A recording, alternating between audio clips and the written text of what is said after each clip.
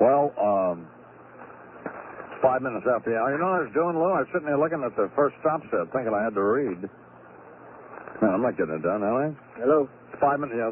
5 minutes after the hour here in the Imus Morning Program, Dr. James Zogby, who is, should be an interesting conversation. He is the founder and president of the Arab American Institute, AAI. And I read a very heartfelt article that he wrote about how, and because, you know, he's an American. So there's another thing they ought to stop doing, all these folks is calling themselves something/American. They just ought to go with American, you know? Seems like it could be a good idea. But at any rate, we'll talk to him about all of this. So, I mean, that should be good. 28 minutes after the hour here on the Imus Morning Program. Tom Friedman from the New York Times and Joe Alba, who is the FEMA director, coming up, plus all the folks from NBC and CBS News and various other folks all just had. James Zogby is the founder and president of the Arab American Institute, and he joins us now. Good morning, Dr. Zogby. How are you? Good morning, Imus. What is the Arab American Institute? Well, it's a project we began about 16 years ago to increase voter registration and citizen participation of Americans of Arab descent. We were having a problem getting into both the Democratic and Republican parties, and there was a problem of political exclusion. We built a fairly significant voter registration base, and we now get more attention paid to us in several states around the country. It's been an interesting 16 years. Where were you when these attacks occurred? Oh, my God. I was in a car on Connecticut Avenue. I'll never forget it because my radio wasn't on. I was just thinking to myself, and the woman next door to me all of a sudden began gesturing, and she said, roll your window down, and I did. And she said, did you hear? And I said, what? And she said, and she told me what happened, and then I looked at her face, and the sheer terror that came over her face said everything to me. She said, my father works in the building. That's the kind of moment I'll never forget. It goes, like the Kennedy assassination. I just think that I'll always associate where I was with that face and the terror on it. Was she referring to the Pentagon or the World Trade Center? No, it was the World Trade Center. Yeah. Did you have any idea instantly who you thought would? Did you think it was an accident, or did you think it was an attack? I didn't know. And I actually didn't listen until I got to the office. I was there when the second plane hit, and I guess people have asked what the first thing on my mind was, and being someone who unfortunately flies too much, what I thought of was the people on the plane and what must have been going on in their minds. I mean, I guess I saw myself in their position and thought, oh my God, what an incredible nightmare this must be for them, and then through vicariously every one of us who had to watch it and see it and think about it. It wasn't until a couple hours later when I got my first threatening phone call that it occurred to me, we're going to go down the Oklahoma City road again with people doing that kind of, Arabs must die and that sort of stuff. I vividly remember that all of the speculation, almost instant speculation in the media that it was linked to some sort of Middle Eastern terrorism, but this, in fact, apparently was. And did you think that? What did you think, though? Did you think it was or not, or did you just simply think we were going to get accused of it and then we'll have to wait and see what happens? Well, which would be reasonable, by the way. Right. I after the first World Trade Center bombing, the atmosphere changed here for Arab Americans, and it's become quite difficult. I mean, the guys who did that first one established an identity for Arabs and terrorism in America that's been very painful and hurtful to many in the community. This thing has obviously transformed the landscape for the community. It's a difficult time, but the bastards have made life very difficult for a whole lot of people. People who died, the families of those who died, but also for innocent Arab Americans and Muslims and Sikhs and others who are being now targeted because of what these monsters did. We're talking with Dr. James Zogby, who is the founder and president of the Arab American Institute. How much of what these terrorists do is driven by their interpretation of Islam? In other words, is this apparent hatred all about religion? No, actually it has little to do with religion, other than that it uses the language of religion. My doctoral degree is in comparative religions, and every religion has this kind of cult-like phenomenon that can evolve. We've seen it in Christianity. You got the white citizen councils, and the sort of the cult groups in someplace in the far west that think, by murdering people who are different, they'll somehow establish a pure white Christian nation. The same thing exists in Islam because of a whole series of events different in each country. You will have individuals who go off the deep end, develop a cult-like adherence to the religion, elevate beliefs into dogmas, and then want to kill those who don't adhere to them. It is not real Islam. It is not the Islam practiced by 98%, 99% of the majority of Muslims. But it is a problem not only, obviously, to the United States and the West, but it's a problem within Islamic society itself. They are terrorizing Muslims, and they want to establish their cult-like idea of Islam in their own societies. And it's also very painful, I might add, for the non-Muslim minorities in the societies, whether they be Christians or others who are trying to live their decent lives in a civil society. I mean, Egypt and the Christian community in Egypt have been terrorized by these guys.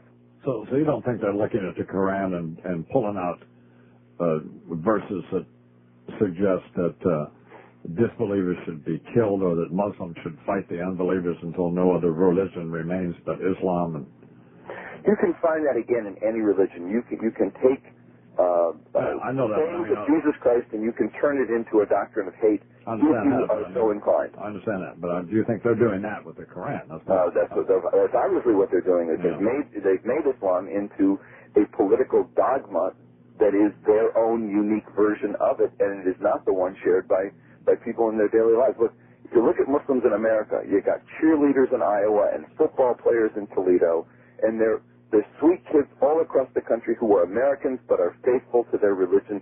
They're not this kind of guy, and yet right now Islam is being defined by them, unfortunately, and we've got a job to do to correct that because a lot of innocent people are suffering.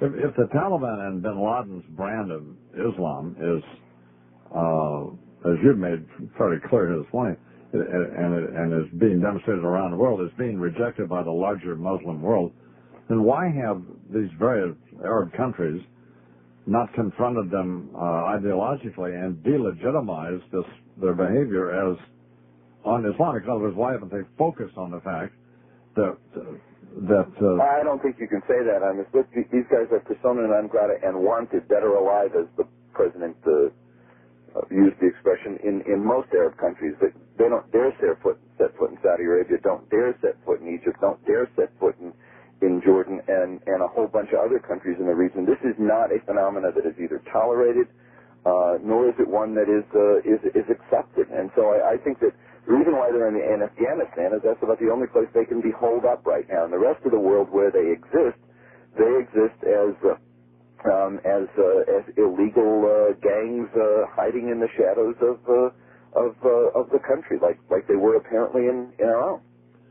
Well, I was talking to somebody the other day. So the Muslim world apparently doesn't have any figure like the Pope, and I guess what I meant is that we don't hear any definitive outcry from some clerical authority. No, that's not true. You're not listening, and I think that the West isn't listening. I just spoke with somebody in the Gulf yesterday. They said that they're bringing religious leaders together to once again issue a statement about the fact that this killing of civilians or this kind of behavior. These are the guys who we believe killed Sadat. These are the guys who we believe tried to assassinate President Mubarak. These are the guys who have committed acts of atrocities in Arab countries as well.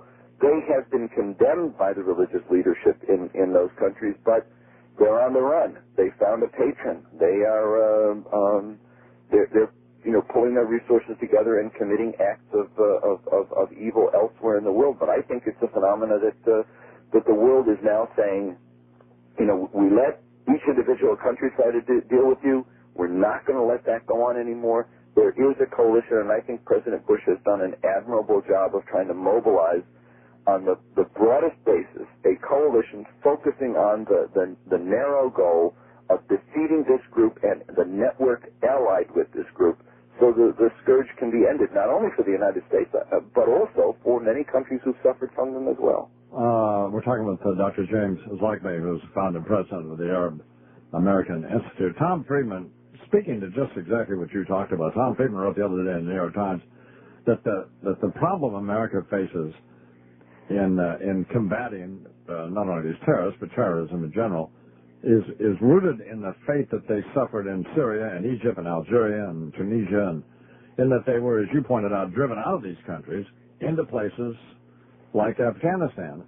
But he also charges, and there's been other charges made, and I want to get your response to this, it's that some modern Arab states have made deals with them, allowing these groups to raise money ostensibly for Muslim welfare groups, though actually for these various terrorist organizations, and that these Islamic extremists, if they would allow them to do that, if they would agree not to attack their regimes, and then these various modern Arab states feeling, a little guilty about cracking down on them, have then allowed their own press and their own intellectuals to continue to attack America and Israel. That's what Friedman charges. We all have, the log in our own eye, and frankly, I think that if you look around at this phenomena in several countries around the world, you will find, not only in the Middle East, but in many areas of the world, when countries did not feel that they could defeat a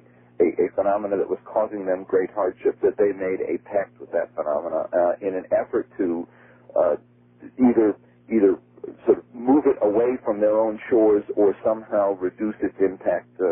We've done it here. Other countries have done it in the past. The fact is that we are today saying that this is not going to be a problem that Egypt's going to face alone, or that Saudi Arabia is going to face alone, or that France or Belgium is going to face alone, but we are going to deal with it as a collective world enterprise. And I think that is the unique thing here. Let's not look at what was done in the past, many of which didn't work. The tactics simply didn't succeed. There is today a resolve and an effort to create a worldwide coalition to deal with it. That's the good news. And what happened in the past was done out of weakness, was done out of a fear that the phenomena couldn't be confronted, or that no one wanted to join them. But Sadat was assassinated 20-something years ago, and nothing happened. There was no real unified resolve around the world to deal with this. There is today, and that's the key. And I think we need to give the president the support to focus on the resolve he's come up with, and to get it done. Well, now much of it has to do, though, with, for example, the U.S. foreign policy, specifically, sanctions against Iraq.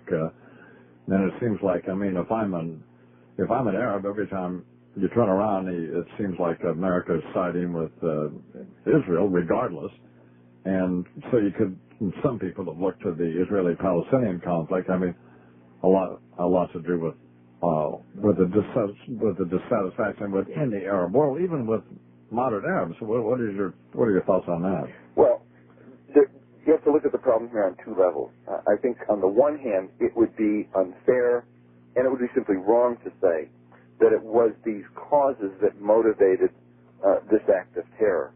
On the other hand, it is clear that the issues and the grievances that Arabs have about the prolonged tragedy and the plight of Palestinians that has gone on now for almost a century, and in fact in the last 30 years obviously has become extraordinarily difficult because of the occupation and the plight of the Iraqi people, that those two issues have become a wound in the collective Arab consciousness. In many Arab countries, making the efforts of the United States to build a coalition with these Arab countries may be a little more complicated. So the problem is not that Osama bin Laden is the spokesperson for these causes. He is not. But as we want Egypt and Saudi Arabia and Jordan and other Arab countries to join with us with a unified resolve to get this problem, they're saying back to us, we will, because we are concerned about the phenomena as well, but we also have concerns within our public opinion that you haven't been fair to the Palestinians in the past. Help us with this one so that we can, be more united and be more resolved with you. Not unlike the way the Pakistanis have said, we'll do everything we can do to help you, but, we've got this Kashmir problem sitting here on the side, and we need to get some action on that one. I mean, in a coalition, everybody comes in and says there are some things that concern us, help us with it. And I think that's what the Arabs are saying right now, is that this Palestinian issue has festered for too long, and people are suffering too much, and our people are uncomfortable because of what Israel's been doing to them, using American weapons, I might add, for the last umpteen years, and they're saying America's not fair. Make America be fair. And so the Egyptians and other Arab countries are saying, we'll be with you, we'll support you, but help us out with our public opinions and do the right thing right now. What we know about these terrorists, it seems odd that we can sort of understand 17-year-old kamikaze pilots in the Second World War, but these apparently are well-educated adults, some of them with families, and ordinarily you wouldn't think it's an odd combination to find somebody who is, well, obviously evil, but educated and also suicidal. Am I just naive, or what is that about? Well, I can recall just a few years back in this country, well-off, middle-class, upper-middle-class folks committing suicide in a mass cult in different locales around this country. The phenomena of suicide down there in Rancho Santa Fe, yeah. The phenomena of suicide and the cult-like adherence to the idea that you take your life as a way of showing true faith is not unique, and it is tragic in this instance because it was done not only to take their own lives, but to take the lives of thousands of others in the process. I mean, this is a very evil cult phenomena, and it is wreaking hardship on many, many people, but it is not something that has a basis in Islam. It might have been you who made the point in an article that you wrote that I read, that one would think that these people who lived in this country for apparently some time would have... It was me. Yeah, would have seen... I wrote that up. Yeah, would have seen this not a horrible place, huh? Furious at these bastards because they as you hear the stories every day unfolding about how they found some woman who rented them a house or found somebody to watch their kids or did this or did that, they took advantage of the goodness of Americans that they met every day, and they took advantage of the openness and opportunities that existed in this country to kill Americans. And for that, I will never be able to find forgiveness in my heart for them because they've made the lives of so many people who have met them. They question their own goodness now. They question, why did I do this? And their lives will change. They will become more suspicious and in some ways less good and American. That is a tragedy that they've done that to people. At the same time, I'm furious with them for what they did. We can't help but look at the people who carry the pictures of their loved ones around and say, where's my husband? Where's my wife? Have you seen her? I mean, that 19 people created such pain and evil and hardship is so awful. And look at what they did to the Sikh gas station guy in Arizona who was murdered because they thought he looked like them, or the Egyptian in California. I mean, this phenomena has created ripples of evil in so many areas of our lives. It's a difficult thing, and I'm furious for all those reasons. You must have been shocked to see these various Arabs around the country celebrating in the streets after all this as well. I actually did not see that. I heard about it from one of your colleagues on the radio who was giving stories about it, but frankly, as we've checked those stories out, they haven't appeared to be true. It didn't happen in some of the cities where people said, oh, it happened here or there. It did not happen. I know it happened in some refugee camps, and frankly, given the trauma and the hideous existence that some Palestinians have lived, expressions of trauma of that sort are tragic, condemnable, but very different. I don't think we saw it in this country. I didn't see it anyway. I guess what I'm referring to some of the videotape I saw on MSNBC. But yeah, that's overseas. It's not here. And I think look like here. The rumors spread, and in fact, we did have people pointing fingers in several communities. But as we checked it out, it didn't happen. There were a couple of kids in school who did some awful things, and they got suspended, and they should have been suspended. But beyond that, this is not a phenomenon that people in my community. Well, the videotape I saw was of Arabs celebrating in this country. Maybe you didn't see it, but I didn't. It doesn't have anything to do with you. I didn't see it, and as I said, we heard some reports. We checked them out, and they didn't turn out to be true. Where did it occur? Where did you see it happen? I don't remember exactly where it was, but it was someplace in New Jersey, actually. Now, that was the story I heard. Like I said, we checked it out with the city officials in that community as well as with our own community leadership, and they said it didn't happen. Right. I know that there was a rumor that it happened here in this area, and when people went, it turned out that it was a wedding that was going on that night. Now, you might condemn people for going ahead with the wedding, but they went ahead with it was actually an engagement party. And I'll tell you on a side note, one of the additional difficulties that we're seeing are people who are trying to get back to their daily lives, have a wedding or go through have a vacation or something, and then not being able to do it because they feel such guilt and pain. But obviously, in this case, people went ahead with it, and people said, "Oh my God, the Arabs are celebrating it." It was not. They were at a local Arabic restaurant celebrating an engagement.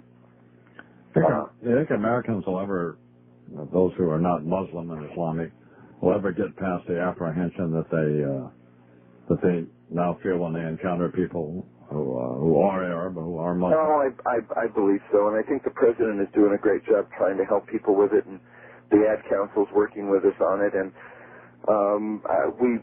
we've had these difficult periods in our history before with several other ethnic groups, and every group has gone through it. We are seeing, though, I'll tell you, what amazes me and delights me no end is that for every 2 or 3 acts of either backlash or suspicion, there are 99 acts of kindness, generosity, and goodness. The office next door to mine made potluck lunch for us, and a woman in the building brought me brownies. She said, "I know your people are suffering because you got death threats." And we're seeing all over the country. Yes, there are difficulties, and people are doing things that are not American, but in so many other cases, people are doing very American things and reaching out and saying to their Arab neighbors, "We know you and we know your kids, and this isn't going to happen in our community." So I think ultimately, there's a good side and a dark side in this and every country. I think the good side wins out. The Statue of Liberty had a promise for people who came to our shores, and I think the promise gets fulfilled. It'll take us some time in some cases to get over this. We can't see the Constitution abridged. We don't want to see hate crimes continue to occur. We have to fight against them. But I believe in the long term we'll return to a degree of normalcy that will make people wonder, how did we live through that nightmare? But we're out of it now. All right, Dr. Zogby, thank you very much. James Zogby, founder and president of the Arab American Institute. It's 10 minutes down to the hour. The nation sends its love and compassion. God bless America! Everybody who's here. Thank you for your hard work. Thank you for making the nation proud. And may God bless America.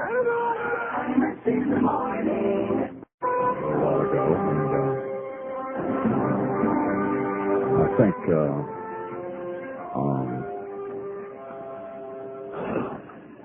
I don't know. What? Well, I mean, I just, I didn't want to argue with him, but I mean, I think to suggest, it's disingenuous to suggest that we have a group of terrorists that are confined to Afghanistan when there's fairly clear evidence that they're in 60 countries throughout the world, and obviously in this country. Yeah, I did not understand that. And who knows how many are still left here. I mean, the problem is you put one of these people on, he's obviously a nice guy, and Clearly, yeah. and a good American and a good person, but I don't think we're going to whine about how bad we feel about people making ugly phone calls to us when we got people in 1,000 bits underneath I-beams in a World Trade Center. Yep. No. I mean, I'm sympathetic to all of that. Obviously, we all are, but Certainly. I mean, I don't want anybody's civil liberties compromised. Of course not. I didn't want to go to chapter 2, verse 191 of the Quran, where it suggests that disbelievers should be killed. I'm pretty familiar with the words of Jesus in the New Testament. Not to say that there isn't violence in the Bible. Of course there is. I'm not familiar with cases suggesting that we ought to kill people who didn't think as he does to you. I haven't run into that passage, no. Or to go to chapter 2, verse 193 in the Quran that suggests Muslims should fight the unbelievers until no other religion remains but Islam. But that's not, and he's right. You can go to any of these. That's not the point. Yeah, you can pull things out for your own use, yeah. But your response has got to be better than just to say, well, yeah, everybody does it, so it makes it okay. I mean, it's idiotic. So, I don't know. And that is the deal. That is what happened with these moderate.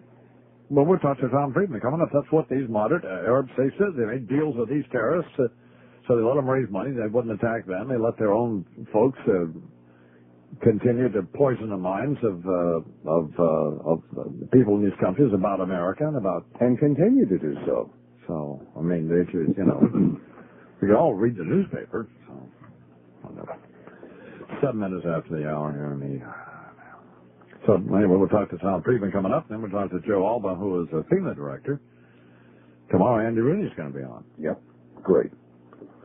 That crazy old bastard. No. That fine old gentleman.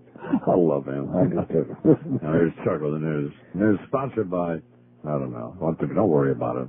Good morning, Charles. Well, in the middle of the recovery effort ongoing in New York City, politics, because the other big story this morning is the New York City primary.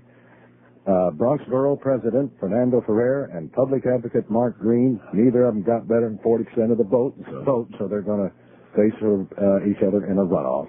October 11th, on the Republican side, Michael Bloomberg defeated former Congressman Herman Badillo. That was my vote. Was that? God, what a horrid human being. Well, but he's probably not a horrid human being. That's probably not true. Do you think that might be a little bit hard? No, I just don't. I know. I think he's a phony, but he may not even be a phony. Maybe a wonderful. He probably is a nice guy. And there were words of condemnation, the strongest that I can recall, coming out of the larger Muslim world in the Middle East today, as Saudi Arabia reportedly gave the representative of Afghanistan's Taliban 2 days to get out of the kingdom. A Saudi announcement said the Taliban had brought dishonor to Islam and Muslims by providing, quote, a refuge and haven to terrorists, and it said it acted only after the Taliban rejected all urgings to, and again I quote it, stop harboring criminals and terrorists. Saudi Arabia that falls short of confronting their ideology. It does. I'm saying it's the strongest that I can recall. And suggesting that they're perverting the teachings of Islam. Mm-hmm. I mean, to discredit how they are approaching Islam. I haven't heard that from a, like you said, a clerical authority in that area. Unless those are the teachings of Islam. Unless they are. But I suspect they're not. I suspect so. The president visits CIA headquarters today, continuing preparations for his war on terrorism. Aides say he will deliver a pep talk at the Langley, Virginia headquarters. A message much as the one he gave to FBI employees yesterday, saying, stay at it, this nation is counting on you.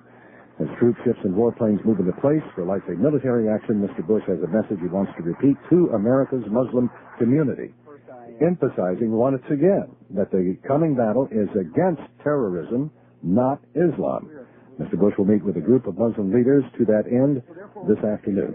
I want to be clear about Dr. Zogby, by the way. He does wonderful work, and he's a good American, and he means well, and he obviously is upset by all this, and there's no doubt in my mind that all of his sentiments that he's entirely genuine in his sentiments on all that. But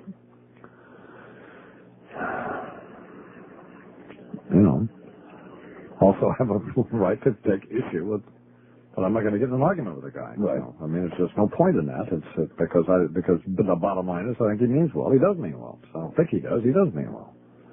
So he's a good person. He does good work. So we need more people. I think you do have to acknowledge some basic facts, but I also think that I think what we need to do, and what the Dr. Zogbys of the world need to do, is to tell all of us, the people, Baptists and Jews, anybody else, of what we can do to better understand and embrace the Islamic community and the obviously millions of good and decent Arab Americans like him. Mm-hmm. So, anyway, it's 11 minutes after the hour. In the morning. After the hour in the Imus program. Dr. Zogby called back, by the way. We did. Yeah, he wanted to get on. And the Imus Morning Business Report. This is, It's fine. It's fine. I think I clarified everything, didn't you? I believe you did. Yeah. Regarding your feelings, absolutely. No. The Imus Morning Business Report is sponsored by the New York Stock Exchange. You know, I'm not Jim Lair. I mean, there's no point in provoking. You know, it's fine. You know.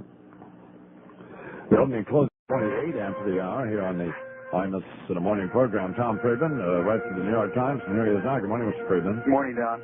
Where were you when the World Trade Center and the Pentagon were attacked? I was actually in Tel Aviv. I was on a trip to the Middle East. I spent the day of the event I was in Tel Aviv. I spent the next few days there, and then I went to Amman, Jordan, and I spent the rest of the week there. When you initially heard about it, what did you think? When my cab driver had told me what happened, I knew immediately this was a terrorist attack. I had studied and actually written a lot about Ramzi Youssef, the first guy, the Pakistani who tried to blow up the World Trade Tower. So it shocked me, but didn't surprise me. Let's put it that way. You wrote the other day that Syria, Egypt, and other countries have all faced Islamic threats and crushed them, and I love this line, without mercy or Miranda rights, and that part of the problem for America is facing the fallout from these crackdowns. And you explained that three things happened. What were those three things, and how do we? Well, first of all, what were the three things? And then you can talk about how we can deal with them. Sure. Basically, what happened is that all of these Arab states, these are basically secular, modern states, have faced a threat from their own Islamic terrorist groups. These are extreme groups. One once tried to take over the holy mosque in Mecca in Saudi Arabia. They tried to assassinate Egypt's President Hosni Mubarak.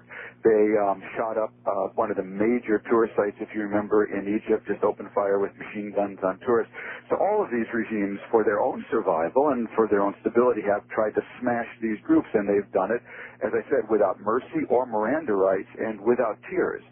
One of the outcomes of that was that they basically drove these people to the last kind of wild open spaces in the region, which is Lebanon's Bekaa Valley and Afghanistan, as well as to the west, where they discovered they could really continue to operate, to plot, and to raise money. But having done that, there was a certain feeling of defensiveness by some of these regimes. They were feeling to some degree guilty. These are not democratically elected regimes. There is a degree of illegitimacy to them. In spite of their own people. Exactly. Yeah. And so to salve their consciences a little bit, they allowed the fundraising for Islamic charities to continue, knowing that some of these charities and some of these funds that were being raised, and we're talking millions of dollars, Don, were ending up with these groups. And part of the devil's bargain they made was that they would continue to let this happen, provided these groups didn't spend this money on operations to unseat, destabilize, or kill these governments. Now, some governments were better than others. Egypt's government really tried to crack down on the money flow, passing a new law against these called NGOs, non-governmental organizations. The Saudis were much less stringent and really bought into the devil's bargain. But they also allowed, you wrote, that which is a huge problem, that not that they could totally control it, but they allowed their local press and intellectuals, as you wrote, to continue to criticize America, and didn't present didn't allow anybody or didn't encourage anybody to present any other vision of America. Yeah, again, what these regimes have done, because these are undemocratic regimes that are in many ways afraid of their own people, is in order to deflect criticism against themselves, basically directed it toward the United States and Israel. That doesn't mean that the United States and Israel haven't done things that merit criticism, or that they aren't entitled to their views about Israel and the whole Palestinian question. I get that. I understand that, and they're fully entitled to that. I'm not asking that their leaders order only positive articles about the United States, but what they really never did was create the political cover, the political space for any alternative views. Forget about alternative views about Israel. Forget about an alternative view that says, yes, Israeli settlements are bad, the conflict is bad, but Yasser Arafat was offered by Bill Clinton and by the Israelis at Taba 98% of what he wanted. What Arab newspaper has really told their people that? What Arab newspaper has really stressed the point that the United States has fought 4 wars, 4 military operations since the end of the Cold War, major ones. They were in Somalia, Kosovo, Bosnia, and Kuwait, and in each time we were there spilling our blood and treasure to fight for Muslims. We were there basically to fight for the freedom of Muslim people. And so my beef with the Arab press, let alone with the Arab intellectuals, is not that they should have my opinion. They're entitled to whatever opinion they want. Yeah. It's that they should at least open some space so people aren't nurtured and suckled on this incredibly perverted view of America. And then you also pointed out that we haven't had any of these states who have either confronted these Islamic terrorist ideology or delegitimize their behavior as un-Islamic. Yeah, exactly. Now, see, what they did was they smashed them with a police action. But in doing so, they left really an ideological vacuum. And they never really have taken them on at the ideological level by interpreting or emphasizing an interpretation of Islam, which is out there, which is one that can live with, can inspire and nurture a view of modernity and progress. It's very much out there, and they really never took up that challenge. I was just talking last hour with Dr. James Zogby, who is the founder and president of the Arab American Institute.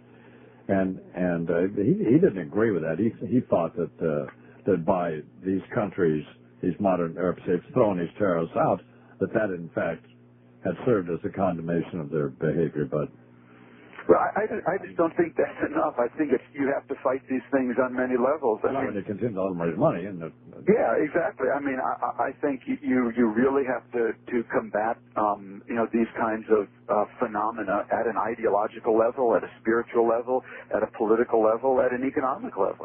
So. Well, you wrote that the Arab and Muslim Americans could engage the debate back in the Arab world. Well, how would they do that? Well, I think we have to be very clear that, Arab and Muslim Americans are not part of this problem. I have many friends in the Arab Muslim community who are, deeply upset and embarrassed by this. I've been inundated. In fact, it's really been striking to me with emails from all over, basically, the Arab world of people telling me just personally, how upset they are about this. But at the same time, I think Arab and Muslim Americans are uniquely placed to help, and it certainly isn't to them alone to do, but to help present a different, a more complicated and nuanced view of America than the one that appears regularly in the Arab press. Let's put it that way.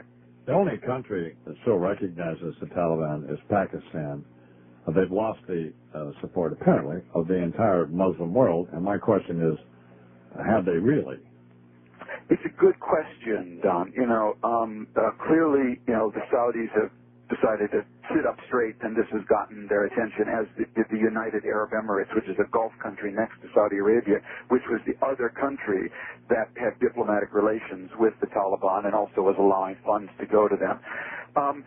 I think people understand, Don, that there is something new here, but it's taken a while to get through. The day after the event happened, an Egyptian TV station called me and asked me to really try to explain exactly how Americans were feeling. And I said, well, let me give you an analogy. How would Egyptians feel if three suicide bombers slammed civilian aircraft into your pyramids, blew up your pyramids, and killed 6,500 people inside? Well, the World Trade Center towers were our pyramids. They are pyramids of glass and steel, not cement, and pyramids to American entrepreneurship and capitalism. But they are very much, essential symbols of our society, and they have been smashed. And what I've been trying to convey to people all over, whether in Israel or the Arab world or in Europe, is this isn't the Gulf War, you guys, okay? This isn't going to be Kosovo, and this isn't going to be Bosnia, and this isn't Somalia. Americans will fight for, this is about our country. This is about our way of life. We have been threatened, and Americans will fight for their country. They will die for their country, and they will kill for their country. Have no doubt about it. This is not going to be one of these bloodless post-Cold War situations. And you need to understand that, because people who aren't with us, Don, this is not like the Gulf War. Well, maybe you're with us and maybe you're not. We'll give you a pass. This is about our country. So you better get that. And I think people are starting to get it. Talking with Tom Friedman from the New York Times, how much of what these terrorists do is, this is probably a naive question, but is based on their religious beliefs? I mean, we were led to believe that it's all based on that, but is that the case? Or? It's so, one of the weird things about this situation that for days I'm just saying, God, if only one of them had survived, that we could get a better handle on this. But what we know from their biographies that have appeared so far is that, some of them seem to have had quite secular habits. Some were deeply religious, religious almost in the cult-like sense, where you talk to the families or people have interviewed the families say, he suddenly grew a beard, he suddenly started going to the mosque, 5 times a day. It is the kind of behavior we associate with people who join cults. Yet other reports we have is some of them went drinking in a Vero Beach bar the night before and had one last lap dance for the road. And so it's a very strange combination of people who are educated, evil, and suicidal. And, we don't see that very often. We know people are evil and educated, but they tend not to be suicidal. They tend to send other people to do their suicide, And so it's a combination here that I personally haven't gotten my mind around yet at all. We don't know enough about it. I made that observation to Dr. Zogby about educated people being suicidal, and he suggested that we had a bunch of people who drank Kool-Aid, but, well, now that's not a good example of Jim Jones here, but the people out of Rancho Santa Fe who wore the black shrouds and the purple shrouds and the Nikes, but I think that was a clumsy analogy. Yeah, I'm not sure how educated those people were, but that's another question. I didn't want to get in a big argument with anybody at this point. Sure. You also wrote yesterday, or the other day, that, speaking of naive, that you're not naive about these threats, but that you're hoping that what we're dealing with is a relatively small number of terrorists and possibly a crazy state or two. And yet the Bush administration has led us to believe that there are terrorists all over the world in 60 countries, and obviously in this country. So who is right here? I mean, again, I put it in the hope sense, Don, but one of the reasons I'm hopeful that we're... What do you think, then? Yeah, I mean, I think it's smaller rather than larger for this reason, Don, that if it were that big, at some point it would pop up on the radar screen much more easily. One of the ways they've been able to elude detection is not only just our own lax, intelligence, but it is the fact that these are relatively small groups operating in relatively small groups. But we may, once we kick over the rock, have a real shock and see that, we are dealing with hundreds or maybe several thousand people. I just don't know at this stage, and there's so much wild speculation out there. I don't want to get either myself or anybody else, all wired up without really knowing what we're talking about yet. If we kill Osama bin Laden or turn him over or whatever, what would that really mean? Well, I do believe that he is the kind of evil genius that has set this ball in motion. I have no illusions that by killing him, you end the problem. This thing is much less like a snake and more like a hydra with many heads, and maybe his is the biggest head. But there will be other heads, beneath it. A lot of people are saying violence doesn't solve anything. To which I say, well, guess what? Neither does social work, okay? But violence does one thing. It sends a very clear message. By violence, I mean going after the people who perpetrated this. It sends a very clear message that this time around and forevermore, we are not only focused, we are not only serious, but we are just a little bit crazy, okay? And you want to come after us, you want to harbor these people, you want to nurture these people, understand one thing, you will be taking us on directly. And I do believe that will have a deterrent effect. I have no illusion that it alone will solve the problem, but it will have a deterrent effect, and I do believe in deterrence. You think Saddam Hussein, I mean, does he have a relationship with bin Laden, or is... He may well, you know, Saddam... Some people think he's the boss of bosses. Yeah, and I would believe anything. You know, we're really dealing here. You know, one of the hardest things is, you know, there is no Osama bin Laden being 15 Park Avenue, Kabul, Afghanistan. You know, so there is no kind of real structure. We put these guys' names in the paper. We give their organizations names. We print flow charts in the New York Times that A is related to B, but we really don't have a clue how these things work. And I think that the real analogy is something more from the biological world. They're more like amoebas than something from the corporate world, that there's a flow chart and a structure and it looks like Jack Welch at GE. I don't quite think it's like that. I realize that I don't know what's going on, what the administration is doing and how they intend to respond to these attacks, and I don't want to be, I'm not trying to be amusing or even a cynic either, but I did smile at your curbside check-in line.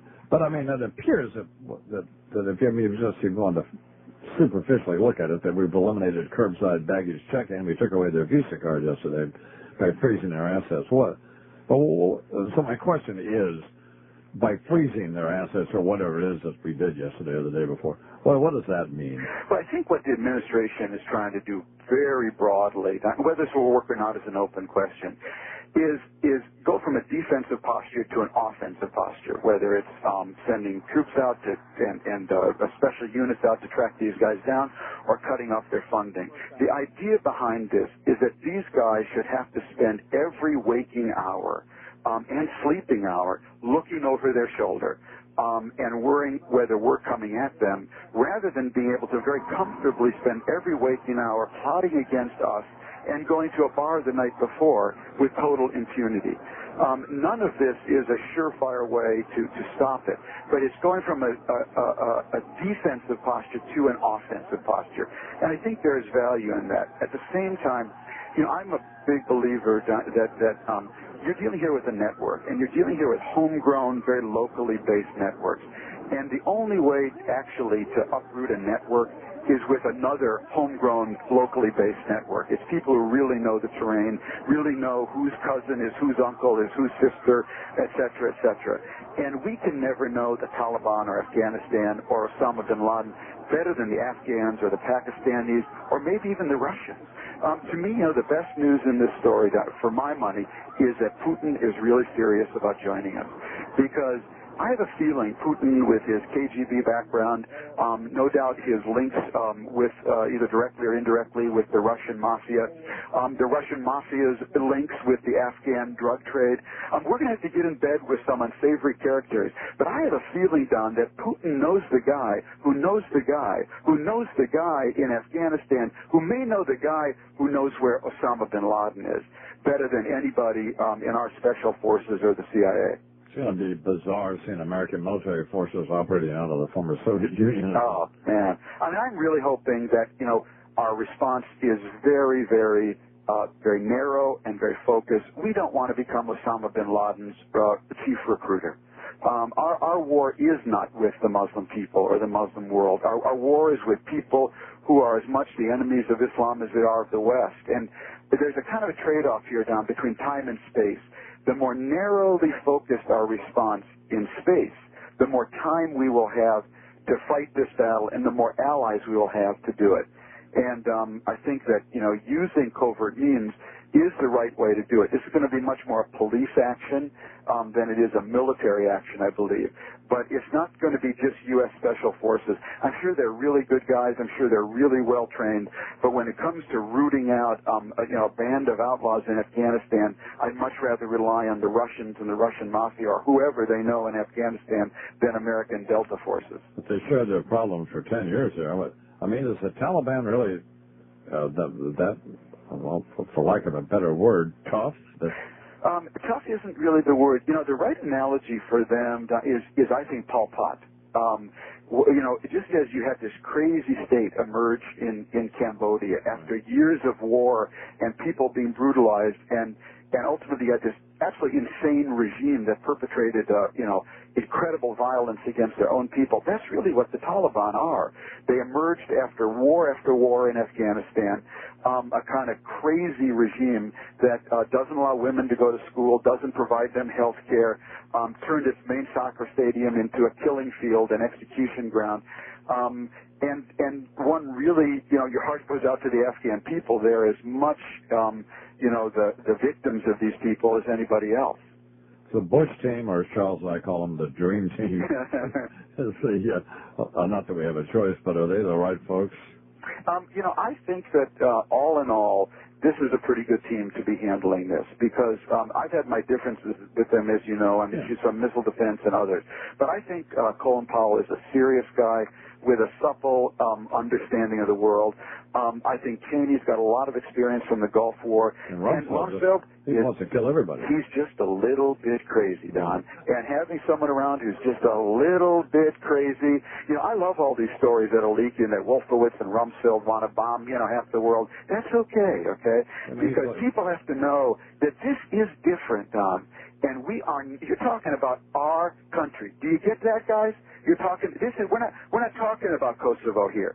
And when you're talking about our country and our way of life and our ability to travel in our country, we are going to be deadly serious before this is over. And so having someone there who's just a little bit crazy, I think could be an advantage. Oh, who's the character from the movie? It was the guy riding the rock, Slim Whitman, and what else? Yeah. Runs over my Absolutely. What does the Israeli-Palestinian conflict have to do with this? I mean, to explain specifically. Well, you know, my view on that is very simple. The short answer is nothing. That is to say, anyone who believes that these suicide bombers blew up the World Trade Towers because they wanted UN Resolution 242 implemented is speaking fatuous nonsense, okay?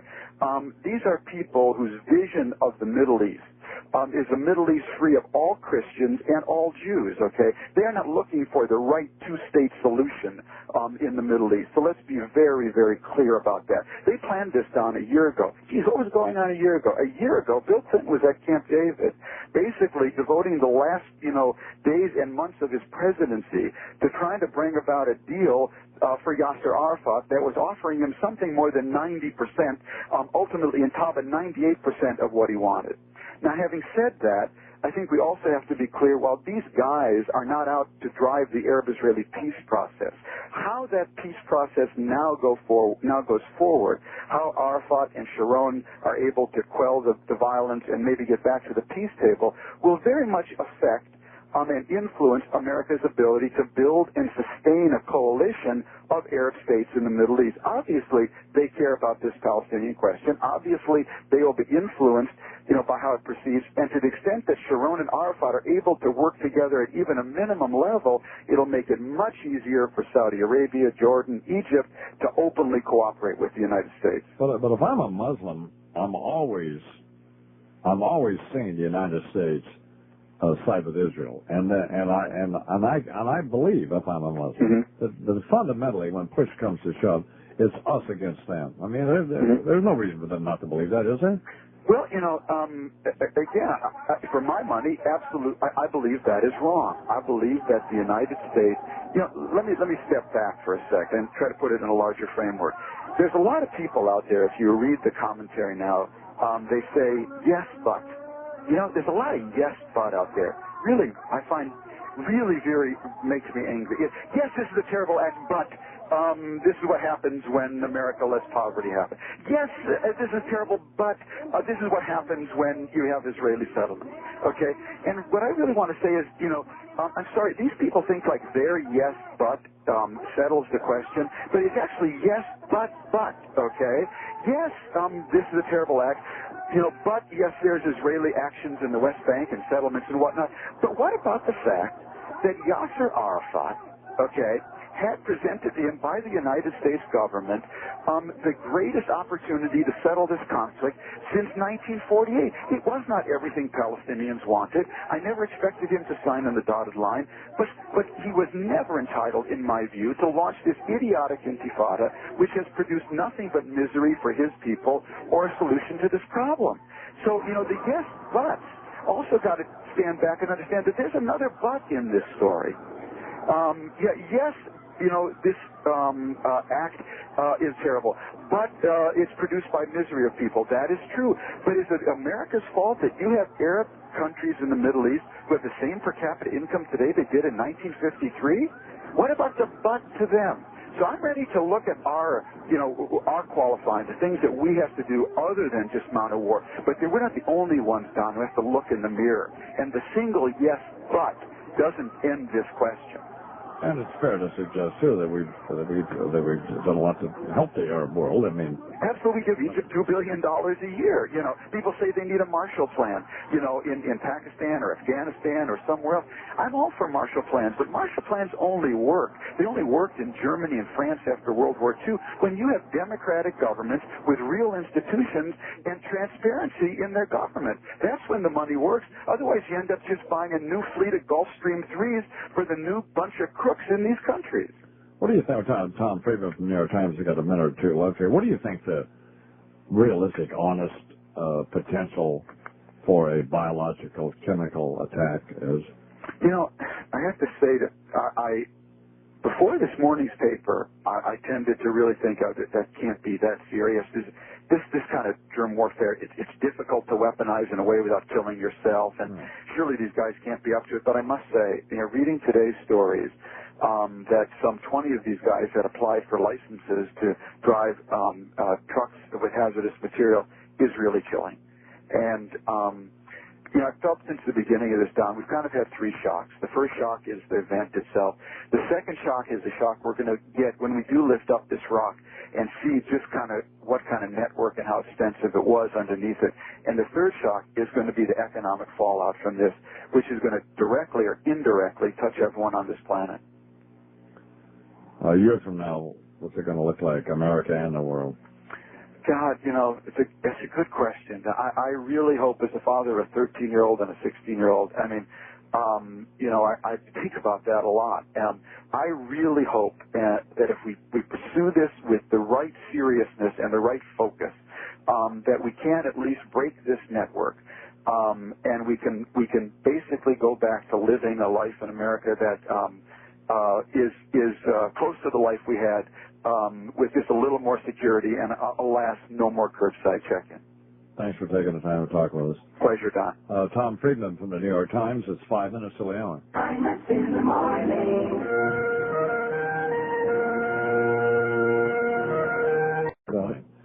America Online Instant Message stuff that point out is available to us. I got this from Dr. Zogby was, well, I don't want to get in an argument with the guy. I mean, that's not the point. He's trying to, it's certainly not my job to do that. I think the guy's a pretty good guy. But, I mean, I just don't think he can deny some basic facts, and that is that there were some celebrations in Roselle, New Jersey, and Baskin Ridge, and there was they're on tape on television. Hello, trying to decide the fate in California of a North Sacramento teacher who was a Muslim who burned an American flag in front of a classroom of sixth graders shortly after the episode. So there was that sort of thing, but they were isolated. We're not doing, but I mean, just they were isolated. Somebody wasted their time to. That's why this is a huge source of irritation. But I'm trying to. That Ashley Banfield is a Canadian woman. Well, I understand that, but I mean, you know what the point is. Canadians are almost Americans, aren't they?